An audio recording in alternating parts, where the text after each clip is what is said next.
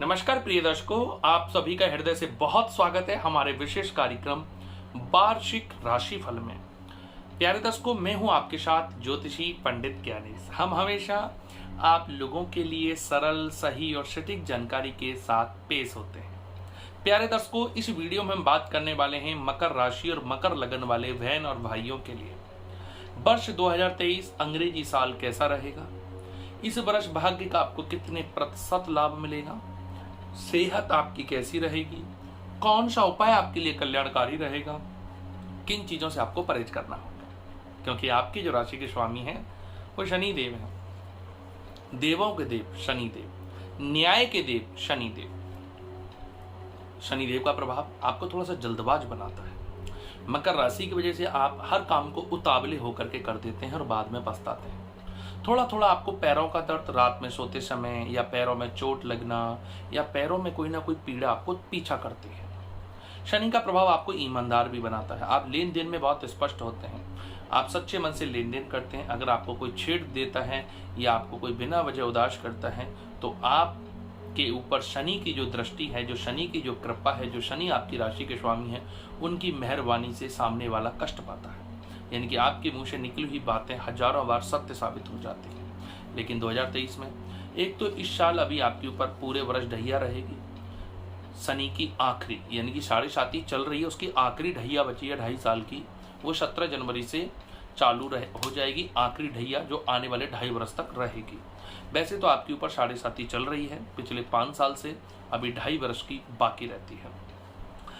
14 जनवरी से लेकर के 12 फरवरी के बीच में आपकी राशि पर शनि सूर्य देव का प्रभाव रहेगा और 13 फरवरी से 14 मार्च तक पूरा एक महीना शनि और सूर्य की एक साथ युक्ति रहने से दूसरे भाव में अपने नजदीकी लोगों से टकरार या पैसे की सेविंग में अचानक से नुकसान। जैसे आपके पास कुछ सेविंग है, आपको अचानक से कोई खर्चा आकर के आपकी सेविंग को बिगाड़ सकता है, या शनि और सूर्य की जो युक्ति है वो पिता को कष्ट देगी और परिवार में मनमुटाव और आपकी वाणी में कड़वड़ाहट देगी।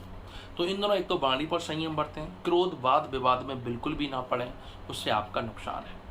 13 मार्च से और 9 मई के बीच में मंगल की अष्टम दृष्टि से और ज्यादा क्रोध बढ़ेगा, सेहत बिगड़ेगी, हल्की हल्की आपको पेट में जलन, एसिडिटी की प्रॉब्लम या गुप्त रोग आपका पीछा कर सकते हैं। ऐसा करके हमारा कतई भी प्रयास आपको डराना, तनाव देना नहीं है, बल्कि ग्रह और गोचर का सही अध्ययन करके स्पष्ट जानकारी देना हमारा लक्ष्य होता है। तो इस दिनों में आप संयम बरतें। 10 मई से लेकर के फिर 30 जून तक मंगल की सबसे अच्छी दृष्टि आपकी राशि पर रहने से रुके हुए काम तेज हो जाएंगे। यानी कि कुल मिलाकर के 10 मई के बाद आपको नई साल का फायदा दिखाई देगा और अक्टूबर के बाद आपको भूमि, वाहन, गाड़ी, सोना आदि चीजों से बड़ा मौका, फायदे लेने का प्राप्त होगा। और इन दिनों कोई आप भूमि का सौदा कर ही बैठेंगे फायदे के लिए। कोई प्रॉपर्टी बेचनी है वो बिक जाएगी अच्छे रेटों में। कोई घर खरीदने का सपना है, 7.5 के 2 चरणों में बात नहीं बन पाई, पिछले 4-5 साल से सोच रहे हैं लेंगे लेंगे लेंगे, नई बात बन रही है, तो भगवान ने चाहा तो अगस्त और अक्टूबर के बीच में कोई वाहन मकान का सपना जरूर साकार होगा।